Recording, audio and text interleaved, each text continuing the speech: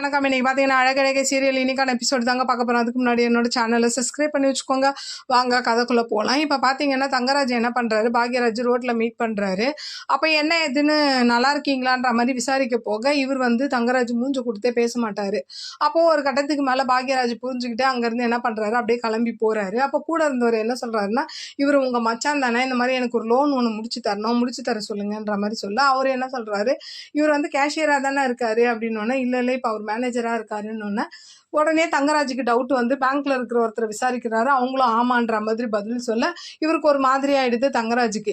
இந்த பக்கம் பார்த்தீங்கன்னா வழக்கம் போல மதிக்கும் சுரேஷுக்கும் இந்த ஈரத்துண்டை பெட்ல போடுற சண்டை வருது. அப்படியே அடுத்த சீன் என்ன ஆகுது, மலர் வேலை செஞ்சுட்டு இருக்கும் போது அவங்க மாமியார் கூப்பிட இதை வந்து மதி வந்து போகாதீங்க, இப்போதைக்கு போகாதீங்கன்ற மாதிரி சொல்ல அவங்க மாமனார் வந்து சத்தம் போடுறாரு. இந்த மாதிரி இவ பேச்சை கேட்டுக்கிட்டு நீ வர வர பண்றதெல்லாம் சரியில்லை மலர் அப்படின்ற மாதிரி சத்தம் போட அப்போ போய் மலர் என்ன பண்றாங்க, அவங்க மாமியார்கிட்ட என்ன விஷயம்ன்ற மாதிரி விசாரிக்க பக்கத்துல இருக்கிற தண்ணியை ஊற்றி கொடுக்க சொல்லுவாங்க.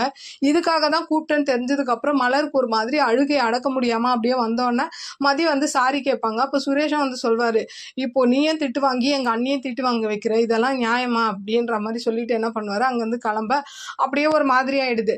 தங்கராஜ் என்ன பண்றாரு, வீட்டுக்கு வராரு. அப்போ ரேவதி கிட்ட வந்து இந்த மாதிரி உங்க அண்ணனுக்கு ப்ரமோஷன் கிடைச்சிருச்சு உனக்கு தெரியுமான்ற மாதிரி கேட்க இவங்களுக்கு ஆல்ரெடி தெரியும். ஆனா என்ன பண்ணுவாங்க, இல்லையே எனக்கு தெரியாதே, உங்களுக்கு எப்படி தெரியும், இல்லை நான் ஆஃபீஸில் ஒருத்தரை விசாரித்தேன் உங்கள் அண்ணனுக்கு ப்ரொமோஷன் கிடச்சிதான், ஆனால் ஏன் அவன் அதை வீட்டில் சொல்லலை, தெரியலங்க அப்படின்ற மாதிரி சொல்லிட்டு என்ன பண்ணுறாங்க, ரேவதி போக இவன் வந்து அப்படியே தங்கராஜ் யோசிச்சுட்டு இருக்காரு. அப்படியே இன்னைக்கான எபிசோடு முடியுது.